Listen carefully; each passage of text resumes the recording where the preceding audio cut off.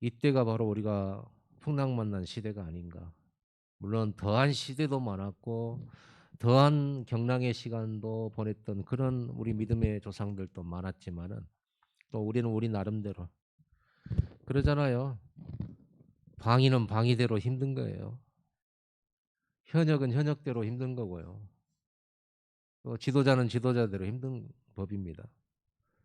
오늘 이 예배가 우리에게 이 모든 것들 속에서 힘을 완전히 하늘 보좌로부터 받는 축복의 예배가 되기를 바랍니다. 모든 인생의 답을 완전히 찾고 누리는 시간 되기를 바랍니다. 나는 우리 성도들이 즐거운 인생을 살았으면 좋겠어요. 행복한 인생을 살았으면 좋겠어요. 이미 우리는 행복자인데 이제 못 누리면은 갈등 속에서 분쟁 속에서 상처 속에 살아야 되거든요. 그래서 여러분들은 이미 구원받았고 예수 그리스도의 생명을 가진 하나님의 백성들이고 짧은 생을 지난 다음에는 영원한 복락이 있는 천국으로 가게 됩니다. 근데 짧은 인생이 하나님 주신 이 놀라운 복음을 내가 못 누리고 못 찾게 되면은 일반 사람들처럼 우리는 중요한 세계복음화라고 하는 하나님의 절대 계획을 놓친 채 다른 것에 딱 갇히고 올무에 잡히고 그래서 결국은 하나님의 자녀임에도 불구하고 뭔가 지옥 같은 삶을 살 수 있어요. 여러분 행복한 여러분 되기를 정말로 진심으로 축복합니다. 정말 모든 갈등이나 문제 속에서 답을 금방금방 찾아내고 하나님의 은혜들을 발견하는 우리 성도들 되기를 바랍니다. 아무리 열악하고 힘든 상황이 와도 그 속에서 독수리의 날개침이 올라갔던 새 힘을 얻는 우리 성도들 되기를 바랍니다. 그래서 어려움 속에서 그 눈 속에서 피어나는 에델바이스 꽃처럼 갈등과 어려움 속에서 하나님께 영광 돌리는 찬송과 하나님을 향한 감사가 끊임없이 나오는 우리 인생과 우리 성도들 되기를 진심으로 축복합니다. 오늘 하나님께서 우리에게 주실 하나님의 말씀은 오늘 다윗의 시편을 통해서 우리에게 그 행복한 인생, 즐거운 인생, 보람 있는 인생, 그리고 모든 죽어 있는 것들을 살리는 그런 인생의 비밀을 다윗의 시편을 통해서 찾아보려고 합니다. 어, 이사야 43장 21절에 이 백성은 내가 나를 위하여 지었나니 나를 찬송하게 하려 함이니라. 우리 인생을 창조하시고 우리를 영적 존재로 창조하신 것은 우리의 삶이 하나님께 찬송이 되어지도록 하기 위해서라는 말씀이에요. 우리 삶의 이유, 우리 존재의 목적이에요. 우리가 하나님을 찬송한다 할 때 레코드판을 틀어놓은 것처럼 앵무새처럼 감사합니다, 찬양합니다, 하나님 영광 받으세요 하는 그런 삶은 아니잖아요. 충분히 찬송 받으실 만한 이유를 주시는 하나님이잖아요. 그것도 영원히 찬송 받으실 만한 축복을 하시는 하나님이시잖아요. 그렇다면은 우리는 그 축복을 찾아내야 되겠죠. 본문은요 이렇게 시작해요. 내 영혼아 여호와를 송축하라. 내 속에 있는 것들아 다 그의 거룩한 이름을 송축하라. 송축이란 말은 찬송하라, 감사하라 뜻입니다. 그런데 우리가 성경에 보면 하나님을 찬송하는데 소고치며 찬양하라, 박수치며 찬양하라, 북을 치며 찬양하라, 춤을 추며 찬양하라, 손을 들어 찬양하라. 찬양의 모습을 여러 가지로 이렇게 얘기를 하는데 다윗은 어 뭐라고 했냐? 내 영혼아 찬양하라 그래. 입술로가 아니라 영혼으로 찬양한다 그래. 어, 이 다윗의 굉장한 집중과 깊은 기도의 힘을 느낄 수 있는 본문이에요. 여러분, 내 영혼이 찬양하는 걸 경험해 봤습니까? 우리가 다 같이 모여서 예배할 때 피아노 반주에 맞춰서 찬양하잖아요. 또 성가대도 늘 찬양을 하고 연습하는데 정말 내 영혼이 찬양하는가? 그럼 내 속에 있는 것들, 내 속에 있는 것들이란 말은 우리 속에 있는 게 육신적으로 심장도 간도 있고 콩팥도 있고 뭐 위장도 있고 뭐 피도 있고 살도 있고 그러잖아요. 뼈도 있고. 그것뿐만 아니라 우리의 속사람, 영혼과 내 생각과 마음, 내 전 인격을 말하는 거예요. 그리고 내 존재 자체를 말하는 거예요. 내 존재 자체가 하나님을 찬양하는 거예요. 우리가 찬송 가운데 만 입이 내게 있으면 그 입 다 가지고 내 구주 주신 은총을 늘 찬송하겠네. 이 찬양이죠. 입이 만 개면은 만 개 다 가지고 찬양하겠다는 거예요. 그 말은 이 말하고 똑같죠. 오늘 다윗이 고백했던 이 찬송과도 같아요. 내 속에 있는 것들아 다 여호와를 찬양하라. 그러니까 감사와 찬송이 외부로부터 와서 하는 게 아니라 내 속에서부터 나오는 거예요. 진정한 찬양과 감사는 내 영혼에서 나오는 거. 내 속에서 나오는 거예요.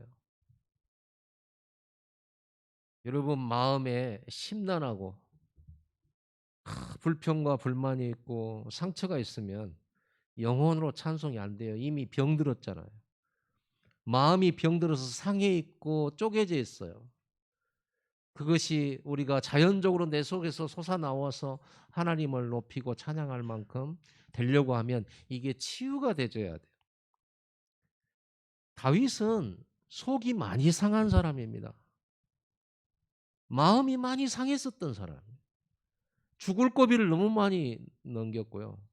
너무 많이 배신을 당해 심지어는 자기 자식한테도 배신당했던 사람. 자기 장인한테 10년 세월을 쫓겨다녔어요. 자기 장인이 자기 마누라를 다른 사람한테 줘버렸어. 얼마나 마음이 상하고 비통한 일이 많았는지 몰라요. 살기 위해서 자기 수염에 침을 흘려가면서 살려고 몸부림쳤던 사람. 그런 그가 내 영혼아 여호와를 송축하라. 내 속에 있는 것들아 다 여호와를 송축하라. 자기 속 안에 있는 모든 것들이 전부 하나님 찬양하라는 거예요. 이게 아무나 할 수 있는 게 아닙니다. 누구나 할 수 있는 게 입으로는 누구나 찬송할 수 있어요. 다윗은요 이미 이 상태가 어떤 상태냐면 깊은 보좌에 집중된 상태. 이 상태가 하나님 앞에 하나님의 것으로 가득 채워진 상태. 우리는 너무 다른 것으로 많이 채워져 있잖아요. 그러니까 예배가 잘 안 돼요. 다윗을 다윗되게 하는 비밀이 여기에 있는 거예요. 그 많은 고난과 죽음의 위기와 마음이 상했었던 그 다윗이 가장 하나님 보실 때 합당한 자요. 이세 아들 다윗을 만나니 내 마음에 합한 자라. 저를 통하여 내가 내 뜻을 다 이루리라 그랬잖아요. 그런 사람이 이 힘을 가지고 쓰임 받게 된 거예요. 다윗이 우리보다 특별하다, 요셉이 우리보다 다르다? 아닙니다. 똑같은 인간. 똑같이 어려움 속에, 상처 속에, 갈등 속에 빠질 수 있는 사람. 그래서 그런 사람들처럼 위대하게 되라는 말이 아니라 위대한 힘을 얻으면 되는 거거든요. 누구나 받을 수 있어요. 예수 믿는 사람은. 아멘. 지금요, 이 다윗은 보호자의 것으로 채워진 영적 상태를 말해요. 병든 마음과 영이 치유되고 회복된 그리스도의 생명으로 충만한 상태. 저는 이 상태를 자주 경험해요. 10분 집중, 또 혼자서 하나님께 집중하면서 마음속에 많은 것들이 일어났는데 말씀 붙들고 기도하고 집중하다 보니까 원망도 사라지고 불평도 사라지고 상처도 사라지고 핑계도 사라지고, 그리고 무슨 회개가 남냐 그러면 내가 왜 이렇게 또 하나님께 집중을 안 했던 거, 그게 회개되죠. 나는 왜 이렇게 하나님께 집중하고서야 인제서야 이 행복과 만족함을 느끼고 왜 평상시에 이 집중을 내가 실현하지 못하고 실천하지 못했을까? 왜 다른 것에서 찾았을까? 그런 것이 남아요. 그 시간에는요, 지난번에 우리 288장처럼요, 세상과 나는 간고도 없고 구석한 주만 보이도다. 이런 시간표가 충만합니다. 그때 되면은 하나님, 우리 교회 볼 때마다 시험들은 날 오늘 또 코로나 바람이 불고 힘드니까 숫자가 적어지면 또 시험대로 나는 막 낙심되려 그래. 언제나 진짜 뭐 이런 생각이 들고. 그런데 충만해지면 어떻게 되냐? 감사한 거예요. 제자들이 모였구나. 그렇죠? 예수님은 다 떠나버리고 예수님 밑에서도 기적과 역사를 봤던 사람들도 다 떠나고 12사도와 70인만 남았잖아요. 예수님도 120명 남기고 가셨는데 아직 나는 120명 안 되지만, 그런데 충만해질 때는 감사가 되고 이걸로 충분하고 이대로 죽어도 좋을 만큼 그런 충만함을 느낄 때, 그때가 제일 행복한 것 같아요. 그게 충만하지 않을 때는 모자란 게 왜 이렇게 많고 부족한 게 왜 이렇게 많고 앞으로 해야 될 게 얼마나 많고, 이게 충만하지 않으면요, 성도들 보면은 언제쯤이나 이런 생각이 들고 나를 봐도 힘 빠지고.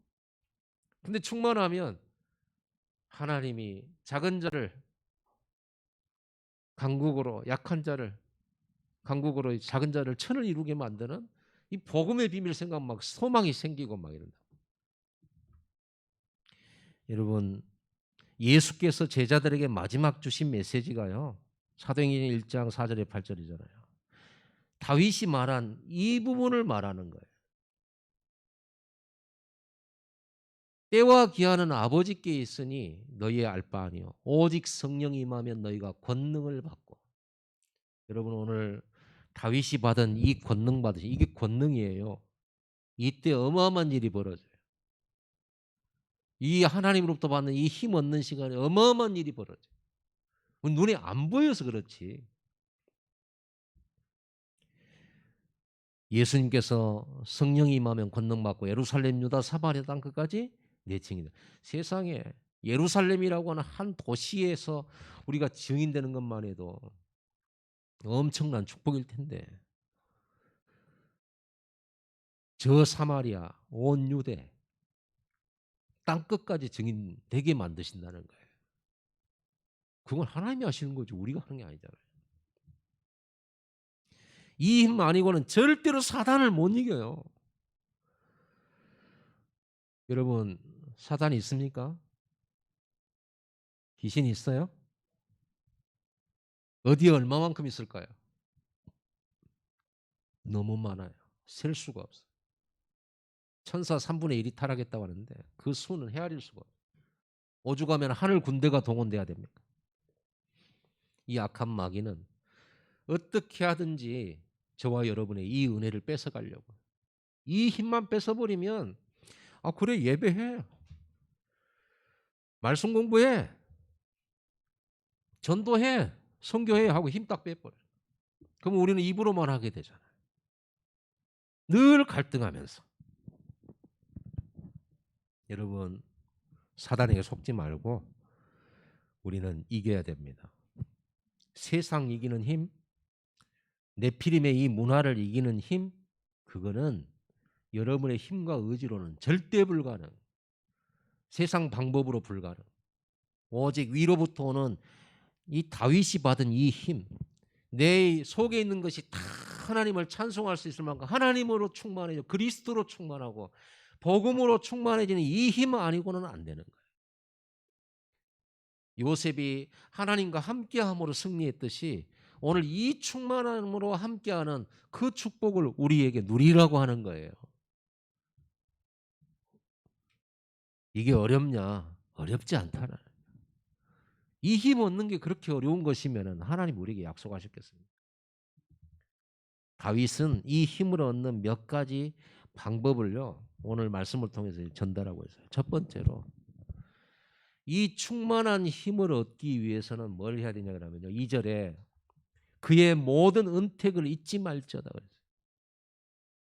그 말은 무슨 말? 하나님이 주신 은혜를 기억하라는 거예요. 그걸 보고 묵상이라고 그래요. 하나님의 은혜를 기억하는, 말씀을 통해서 하나님이 내게 주신 은혜를 기억하는 거. 여러분 구원받는 순간 다 받아버렸잖아요. 예수님을 내 마음에 영접하는 순간 여러분 다 받아버린 거거든요. 다른 게 필요 없을 만큼 충분하게 받아버렸어요. 그리스도 안에는 은혜와 진리가 충만하더라 그랬잖아요. 요한복음 1장에 말씀이 육신이 되어 우리 가운데 거하십니다. 우리가 보니 아버지의 독생자의 영광이 은혜와 진리가 충만하더라. 그 충만한 것이 우리 안에 채워지게 되는 거예요. 그리스도로 충만한. 여러분 그래서 묵상해야 됩니다. 하나님의 말씀 예배에 성공하셔야 돼요. 말씀을 묵상하고 그 예배를 통해서 깨달음이 와야 돼요. 왜 깨달아야 되냐 그러면요. 지금 우리가 불교입니까? 깨달아야 구원받는 게 아니고 구원받은 사람이 구원을 깨달으라 그 말입니다. 깨달아야 구원받는 게 아니고 믿을 때 구원받아요. 아멘. 여러분 믿음으로 구원받는 겁니다. 그런데 받은 구원을 깨달아야 누릴 수 있고 사용할 수 있고 권세도 이용할 수 있잖아요. 우리에게 구원받은 하나님 자녀들에게 열쇠 하나씩 줬잖아요. 천국 창고 열어라고. 그런데 그 열쇠를 못 찾고 사용을 안 하면 그대로잖아요. 그래서 구원 받아놓고도 구원을 못 누리다 간 사람이 천지잖아요. 구원받은 사람 중에 구원을 조금 누린 사람들의 모습이 성경에 기록되어 있는데 그게 렘넌트인 겁니다. 예수님은 어느 정도까지 말했냐면요. 나를 믿는 자는 내가 하는 일을 하게 될 거다. 또 나보다 더한 일도 하게 될 거다. 이렇게 말했어요. 놀라운 얘기 아니에요. 여러분 예수님보다 더 큰 일도 한다 그 말이 그잖아요. 뭔가 어폐가 있는 것 같습니다. 예수 안에서 예수님이 공생애 때 보여주셨던 그런 능력보다 더 큰 능력으로 행할 수 있다. 우리가 예수님보다 위대하다는 말이 아니고 그 안에 누릴 수 있는 것이 무한대다 그 말이잖아요. 그 축복을 우리에게 주신 건데 우리는 너무 못 누리죠. 그래서 여러분 하나님의 은혜를 기억하시기 바랍니다. 그런 깨달음이 있게 되기 바랍니다. 쉽게 은혜를 잊어버리면요, 망각해버리면 우리는 다툼과 분쟁 속으로 들어갈 수밖에. 이스라엘 백성이 그랬어요. 애굽에서 하나님의 은혜로 건진받은 이스라엘 백성들에게 가나안 땅 가기 전에 하나님께서 뭐라 너희 이마에다가 메어서 말씀을 기록한 것을 이마에다 메고 손목에다 메고 문설주와 문인방에다 기록해서 나갈 때도 보고 들어올 때도 보고 자식들한테 앉았을 때도 가르치고 길을 갈 때도 가르쳐라. 각인시켜라. 너희들이 심지 않은 것 먹게 되고 짓지 않은 집에 들어가게 될 건데 너희들이 등 따숩고 배부를 때 하나님이 너희를 구원하신 그 은혜를 잊어버릴까 싶다. 잊어버릴 때 문제 오는 거예요. 그래서 여러분 하나님이 우리를 구원하시고 하나님이 지금까지 나와 동행하시고 여기까지 이끄신 그 은혜를 찾아내고 기억하게 되기를 바랍니다. 그걸 찾아내면 은혜 충만해져요. 근데 우리는요 다른 걸 찾아내요.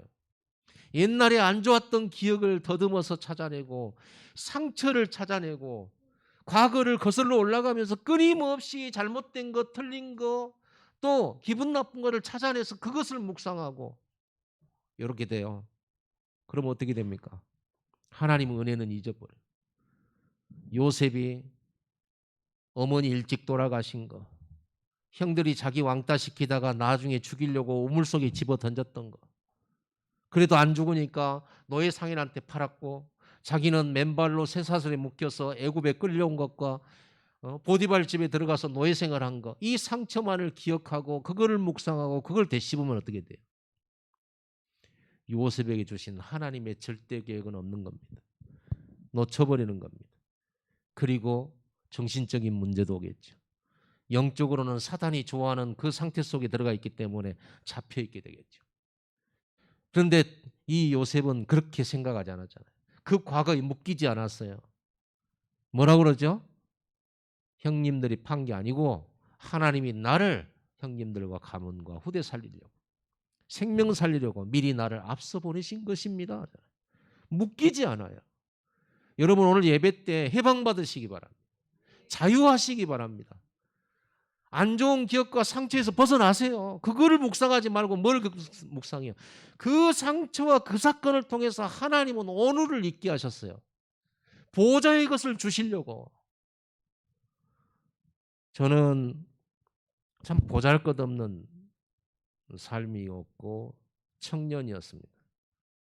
되는 것도 없었고 공부한다고 하지만 공부도 안 됐었고, 그래서 나는 교회밖에는 마음 편한 곳이 없었고요. 교회 의자가 저한테는 쉼터예요. 성경 배우고 잠드는 것이 가장 저는 행복했어요. 말씀 듣고 예배하는 것 말고는 저에게 위로되는 게 한 개도 없었어요. 저한테는 심적으로 굉장히 영적인 문제가 왔고 삶에도 왔고 소망도 없었고, 그래서 예배밖에 할 게 없었어요. 친구한테 배신도 당하고요. 여러 가지로 내 삶이 너무너무 힘들었어요. 그래서 어려서부터 교회는 나갔으니까 교회에 나간 거예요. 그래 뭐 너무 내가 하나님이 정말로 믿어져서 막 그렇게 열심히 다닌 게 아니고 몸둘 게 없으니 다른 데 의지할 데가 없으니까. 그런데 지나고 보니까 너무너무 감사한 거 있죠. 다른 거 다 안 되고 교회만 갈 수 있겠죠. 나는 다른 데 한 군데라도 되면 나는 거기에 빠져버릴 텐데. 그게 제 성정이에요. 나중에 지나고 보니까 공부 못한 것도 안 된 것도 배신당한 것도 뭔 일을 안 되는 것도 전부 하나님의 은혜더라. 아멘. 그게 은혜더라니까요. 그러니까 내가 복음을 받게 돼요. 내가 서울 가고 잘 됐으면 어떻게 됐을 뻔했습니까? 얼마나 폼재고 다녔겠습니까? 하나님의 은혜 저한테 차버리고 내가 내 스스로 잘 되는 줄 알고 뭐든지 안 된 게 감사해요.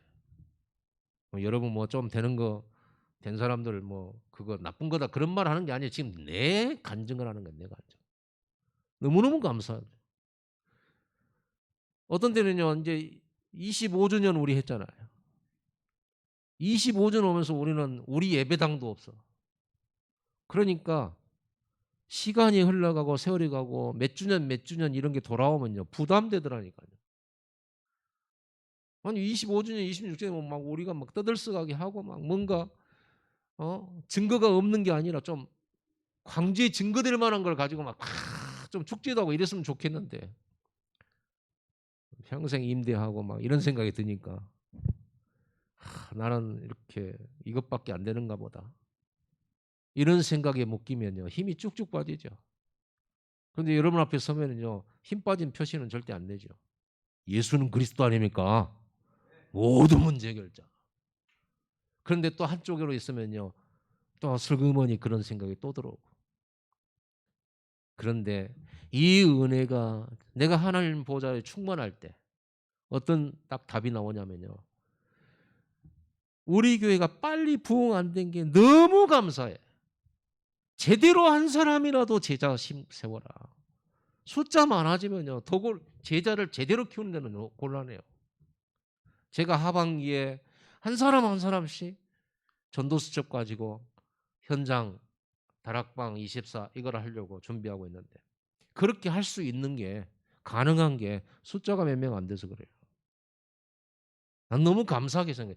예수님이 그 많은 군중들을 보면서 소망을 가진 게 아니고 자주 넘어지긴 하지만 전 세계 살릴 제자 키울 수 있는 12사도 70인 보면서 다 이뤘다 하시고 가셨어요.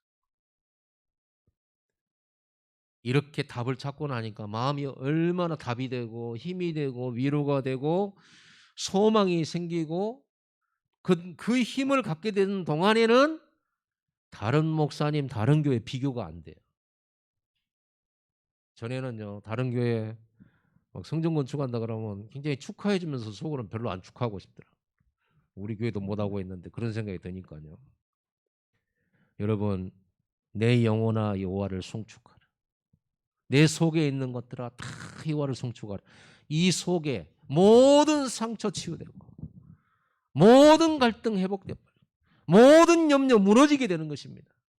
사단은 결박되어지는 것입니다. 이해 못 하셔야 돼요. 진짜 이 속으로 들어가셔야 돼요. 알고는 있어요. 우리 복음 얼마나 많이 들었습니까? 알고는 있다니까요. 헌신해야 되고 용서해야 되고 사랑해야 되고 전도해야 되고 알고 있어요. 아는데 왜 안 될까요? 이 힘이 없어서 그래요. 오늘 이 힘을 실제로 얻는 여러분들 되기를 바랍니다. 다른 거 틀린 거 망할 거 그런 거 묵상하지 마세요. 오직 하나님이 내게 주신 은혜, 받은 은혜 묵상하세요. 그거를 찾아내고 기억하세요. 그걸 보고 깨달음이라 그래요. 아, 형님들이 판 게 아니었구나. 하나님의 절대 계획이었구나. 이게 깨달음이 오는 거예요. 아, 이제는 보디발 집을 떠나서 떠나라는 거구나. 내가 억울하게 누명 쓰고 감옥 간다 이게 아니고 아, 이제는 하나님 또 다른 시간표 속으로 나를 이끄셨구나. 정치 속으로. 이렇게요. 이렇게 깨달음이 오면 어떻게 돼요? 내 과거가 상처투성이의 과거가 아니라 하나님의 절대적으로 보호하심 속에 있는 과거가 되는 거예요. 그 사건이 있어서 감사한 거예요. 팔아준 게 감사한 거예요. 이렇게까지 딱 바뀌어져 버려요. 이게 영혼이 회복되고 치유되고 상한 마음이 완전히 치유되는 거예요. 이제는 과거가 상처가 되는 게 아니고 하나님의 돌보심이었고 절대 주권 속에 하나님의 계획이었어요. 이래 되니 얼마나 힘이. 그러면요, 요셉은 다른 노예들한테 무슨 얘기해 줄 수 있어요? 네가 팔려왔냐? 네가 이 애굽의 노예로 왔냐? 아니라는 거예요. 답 줄 수 있죠? 하나님이 너를 네 가문 살리려고 여기 보내신 거야. 이 지역 살리려고 보내신 거예요. 네가 이걸 깨닫기만 하면 너는 여기에서 2, 3, 7을 살릴 수 있게 돼. 라고 답을 줄 수가 있어요. 그런데 이게 해결이 안 되지고 예수 믿으면서 예배하면서 메시지는 많이 들었지만 실제로 치유가 안 되지면 어때요? 나하고 똑같은 사람 만나면 같이 원망하고 같이 불평하고 같이 한편이 됐다가 나중에 또 찢어졌다가 이렇게 되져버리는 거예요. 그럼 다른 사람 못 살려요. 어떤 목사님이 산에 등산하다가 고목이 나무가 푹 파져서 속이 시커먼 썩어있는 그 나무를 보면서 너도 목회했냐? 이랬대요. 여러분 그게 상처받은 사람이 고목을 보는 눈입니다. 상처 없는 사람이 보는 고목은 뭐예요? 아름다워요. 아주 오래된 나무 그리고 멋들어졌어요. 집에다 옮겨서 심어보고 싶어요. 아름답게 느껴져요. 상처받은 사람은 그걸 쳐다보면서 너도 목회했냐? 너도 참 고생 많았구나. 이렇게 되는 겁니다. 우리나라 사람들은 서양 사람들하고 표현이 다르잖아요. 그렇죠? 서양 사람들은 새가 노래한다 이래요. 우리는 새가 뭐예요? 운다예요. 그렇습니다. 한 많은 민족이라 상처 많은 민족이라 새가 노래하는 게 아니라 우는 걸로 들려져. 그렇습니다. 이게 사람은요 자기가 지금 상처 받은 대로 다른 사람, 다른 사물을 인식하게 돼 있어요. 동질성을 느끼거나 또는 반대를 느끼거나 이렇습니다. 오늘 여러분 모든 원망 불평이 감사로 모든 불신앙이 완전히 치유되는 영적 치유의 회복의 시간 되기 바랍니다.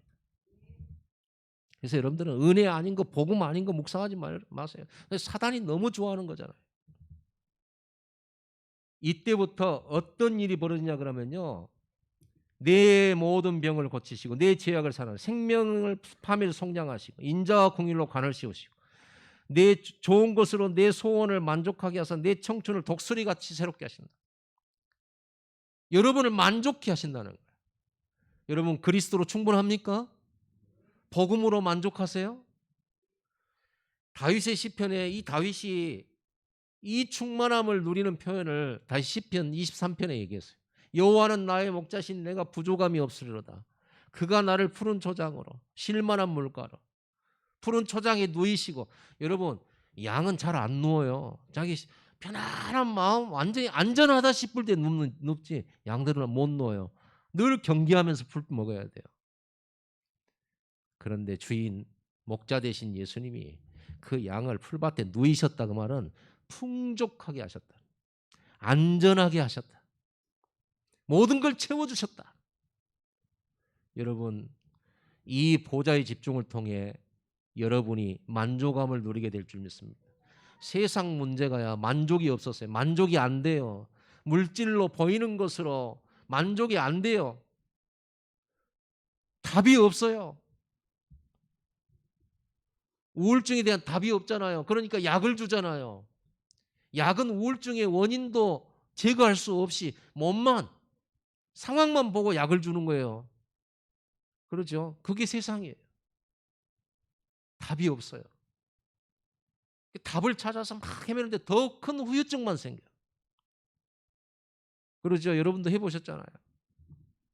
문제 해결해 보려고 몸부림친 게 그것 때문에 또 힘들어져 버려요.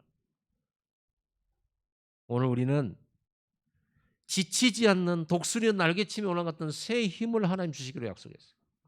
독수리는 힘의 상징이요, 젊음의 상징이에요. 독수리는 힘이 빠져가지고 떨어지는 법이 없습니다. 참새하고 달라요.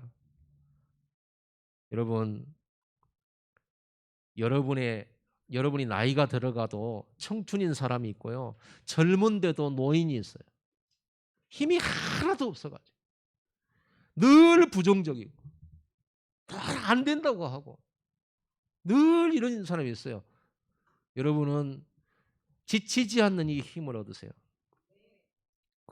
그렇게 이 힘 가지고 세계복음하는 거예요. 이 힘 가지고 교회 살리는 거예요. 이 힘 가져야만 가문 살리고 여러분 후대 살릴 수 있어요. 여러분 이렇게 되어지면요, 이때부터 올바르게 보는 눈이 열려요. 그러잖아요. 내 영혼이 하나님의 것으로 충만히 채워지고 은혜와 진리로 충만해 있는 상태인데 이제부터 사물을 볼 때도 어떻게 봅니까? 현실만 보지 않습니다. 사실을 보고 진실을 보고 그 속에 숨어있는 영적 사실까지 봐버려요. 이때부터 올바른 생각할 수 있는 힘이 생겨요. 비판이 아니라 영적 사실을 보는 판단력이 생기고 지극히 선한 것을 분별하게 되었어요. 빌립보서 1장 9절 11절. 그러면 어떻게 됩니까? 여러분 과거가 다 답이 돼요. 여러분이 과거에 받았던 고난이 굉장히 하나님의 절대 계획 속에, 주권 속에 주신 하나님의 은혜가 보여요. 그러면 오늘을 정확하게 볼 수 있고 미래를 내다볼 수 있어요. 확신할 수 있고요. 이게 행복입니다. 여러분 하나님의 은혜를 기억하세요. 하나님의 은혜를 깨닫게 되는 날 되기 바랍니다. 매일 하나님의 은혜를 하나씩 하나씩 깨닫는 10분 집중 속에 들어가세요. 말씀 묵상하세요. 두 번째로 다윗은 뭐라고 했냐? 이 힘을 얻는 비밀 중에 하나가 하나님을 경외하라 그랬어요. 11절에 보니까 이는 하늘이 땅에서 높음 같이 그를 경외하는 자에게 그의 인자심이 크심이로다. 하나님을 경외한다. 경외가 뭐예요? 공경할 경자에 두려워할 외자예요. 경외. 공경하고 두려워하라. 그런 말인데 여러분 이 말은 다른 말로요. 코람데오 들어보셨죠? 코람데오. 데오가 하나님이에요. 코람은 앞에서. 하나님 앞에서라는 뜻이거든요. 여러분 하나님을 두려워한다는 건 하나님 앞에서의 사는 삶을 말하는데 하나님이 여러분을 계속 따라다녀서 여러분을 다 지켜보고 계신다는 걸 24시 자각을 하게 되면 어떻게 돼요? 여러분 못 살아요. 하나님이 맨날 나를 계속 보고 있는데 생각도 틀린 짓도 실수도 계속 눌릴 수밖에 없죠. 하나님은 그렇게 여러분을 지적하고 너무 막 잘한가 잘못한가 지켜보는 그런 24시가 아니에요. 그래서 말씀하셨잖아요. 8절에 여호와는 긍휼이 많으시고 은혜로우시며 노하기를 더디하시고 인자하심이 풍부하시도다.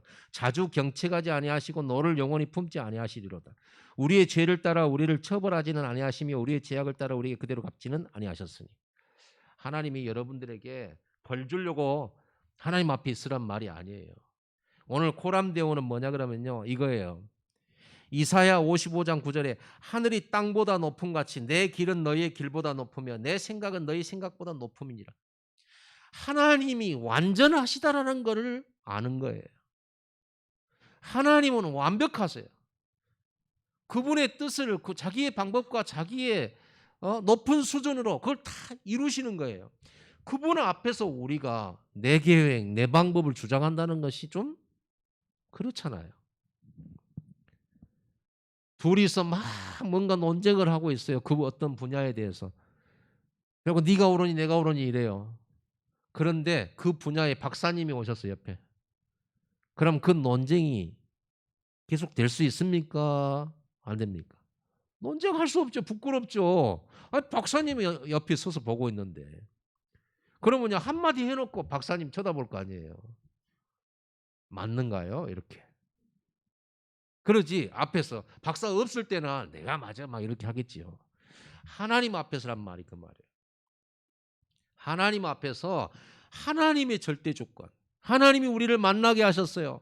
하나님이 우리를 여기로 이끄셨어요. 하나님이 때로는 요셉이 팔리게도 허락하셨어요. 하나님의 절대 계획이 있기 때문에. 그래서 우리는 비판할 수 없고 비난할 수 없어요. 왜? 하나님이 어떻게 하실지 몰라. 하나님은 저 교회를 핍박한 죽인 원수 핍박자 사울을 대전도자로 바꾸시는 하나님이시거든요. 여러분 우리가 우리 후대들 공부도 안 하고 말도 안 듣고 진짜 앞으로 미래가 좀 암담할 것 같은 그런 랩런트들 얼마나 많습니까? 그런 랩런트들 볼 때 혀를 찰 필요는 없어요. 왜요? 하나님이 나 같은 사람도 불러서 전도자로 세웠어요. 하나님이 바울 같은 사람, 사울 같은 사람도 불러서 전도자 세웠어요. 하나님은 그러신 분이에요. 그걸 안다면 우리가 함부로 말할 수가 없죠. 그렇죠? 함부로 비난할 수 없고 함부로 비판할 수 없고 함부로 저 사람 앞으로 절대 형편없다 이렇게 말할 수가 없어요. 이게 복음이잖아요. 여러분 여러 가지 갈등 생길 때 복음 찾아내시기 바랍니다. 우리는요 만나면서 늘 문제 생겨요. 철이 철을 날카롭게 하듯이 쇠망치가 쇠를 날카롭게 하잖아요. 부딪혀서. 우리가 부딪힐 때 뭐 없을 것이 아니고요. 그러면서 크는 거예요. 그러면서 우리는 배우는 거예요. 그러면서 이해하는 것도 배우는 거예요. 그러면서 성장하고 성숙하는 거예요. 그건 당연하다고 봐야지. 여러분 진짜 하나님 앞에서 절대 주권을 인정하시기 바랍니다. 그분은 우리가 상상할 수 없는 일을 하시잖아요. 왜 홍해 앞으로 이끄셨을까? 어쩜 그렇게 완벽하게 문제 해결하죠? 그런 방법으로 하나님 준비하셨을까요? 예? 우리는 죽는 줄 알았는데 오히려 원수가 죽고 영원한 문제 해결돼 버리잖아요. 잠언 3장 6절에 범사의 그를 인정하라 그리하면 내 길을 지도하시리라. 하나님 인정하면 돼요. 그게 경외예요. 하나님의 뜻에 순종하고 나를 겸손하게 하고 하나님의 말씀 앞에 말씀의 뜻에 안 믿어져도 이해가 안 돼도 믿음으로 절대 순종하고 따라가는 것이 경외예요. 예레미야 29장 11절에 너희를 향한 나의 생각은 내가 아나니 평안이요 재앙이 아니니라. 너희에게 미래와 희망을 주는 것이니라. 여러분 코로나 상황이 미래와 희망을 주는 것이랍니다. 구원받은 하나님 자녀들에게. 노예로 팔려가는 요셉에게 이 말을 전달하면 내가 요셉 같으면 성질을 냈을 게 지금 이게 미래가 있는 일이냐고. 지금 팔려가고 있는 거 안 보이냐고. 형들이 나 팔았다고. 그럴 수 있잖아요. 그때 아멘 할 수 있는 여러분 되기 바랍니다. 그게요. 다윗이 이 절대 주권을 인정하는 데는 성경에 보면은 응답받은 인물들의 특징이 절대 주권 앞에 다 복종하고 엎드려요. 그러니까 말씀이 성취되잖아요. 하나님이 여러분을 향한 생각은요, 절대 재앙 아닙니다. 축복입니다. 미래에 큰 소망을 주려고 하는 겁니다. 그래서 여러분 반대로 생각하셔야 돼요. 자, 세 번째, 이렇게 되어질 때 어떤 일이 벌어지냐? 보호자와 영적 세계를 움직이게 돼요. 여러분 오늘 본문에 능력이 있어 여호와의 말씀을 행하며 그의 말씀의 소리를 듣는 여호와의 천사들이 여호와를 송축하라. 다윗은 뭘 봤냐 그러면요, 보호자를 봤어요. 19절 보세요. 여호와께서 그의 보호자를 하늘에 세우시고 그의 왕권으로 만유를 다스리도다. 보호자에 집중하고 보호자의 것으로 충만하게 채우니까 영안이 열려요. 천사들이 보여요. 말씀 붙잡을 때 말씀 이루는 천사들이 돕는다는 것을 다윗은 알고 있는 거예요. 야곱이 너무너무 힘들어서 도망가다가 자기 형하고 갈등 생겨서 도망가잖아요. 그리고 베델에서 돌베개 베고 잠을 자는데 하나님이 꿈에 나타났어요. 보호자가 보였어요. 그리고 사닥다리가 자기 머리 위로 이렇게 내려져 있는데 그 사닥다리 위로 천사들이 오르락 내리락 했어요. 그 사닥다리는 그리스도입니다. 그리스도를 통해서 나와 하나님 사이에 보호자를 연결하는 게 천사들이에요. 이거를 하나님이 야곱에게 보여주신 거예요. 힘든 야곱에게. 영적 세계를 보여주신 거예요. 영적인 힘을 보여주신 거예요. 오늘 여러분 힘듭니까? 오늘 영적 세계를 보게 되기 바랍니다. 그리고요, 요한복음 1장 49절 51절에 사도 빌립이 자기 친구 나다나엘에게 가지고 내가 메시아 만났다, 예수 만났다 그랬어요. 그랬더니 나다나엘이 뭐라 그러냐면요, 뭐 나사렛에서 선한 것이 나올 수 있겠냐, 그 가난한 동네, 그 보잘것없는 동네에 무슨 메시아가 나왔다고. 그러니까 빌립이 와서 봐. 자기 친구 나다나엘 데리고 예수님 앞에 세웠어요. 그 예수님이 나다나엘에게 한마디 하잖아요. 이스라엘 사람 중에 저렇게 순전한 사람이 별로 없는데 하면서 말하니까 나다나엘이 저를 아십니까? 그런 거예요. 네가 무화과 나무 밑에 있을 때 내가 봤다 그랬어요. 나다나엘은 기도의 사람이에요. 무화과 나무 밑에서 아무도 모르게 기도하던 사람이에요. 그런데 예수님이 봤다고 하니까 놀래버렸죠. 아무도 모르는 거를 아니까. 그러니까 나다나엘이 뭐라 하냐면요, 과연 예수님은 그리스도의 하나님의 아들이신 것 같습니다 이랬어요. 그러니까 예수님이 다시 이렇게 네가 무화과 나무 밑에 있을 때 봤다고 하니까 네가 그러느냐 그러면서요 이래요.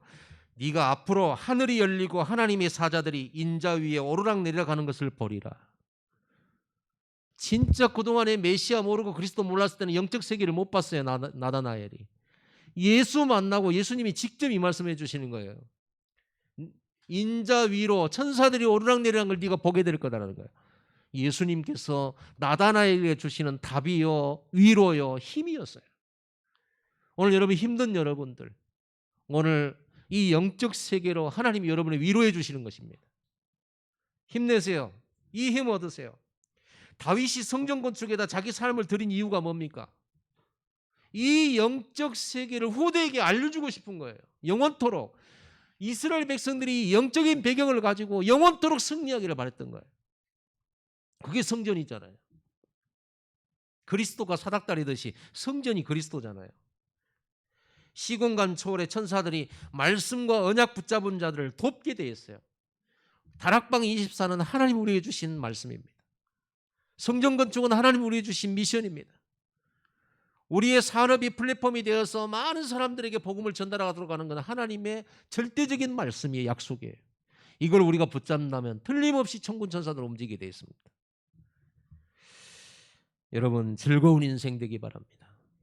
행복한 마음을 창조하세요. 여러분이 이 은혜를 기억하는 순간 해방이에요. 미래가 보이기 시작해. 참 소망으로 자유함이 있는 인생 되기 바랍니다. 요한복음 8장 32절 진리를 알지니 진리가 너희를 자유케 하리라. 형님들이 판 줄 알았는데 진리를 알고 보니까 하나님의 절대 계획이었어요.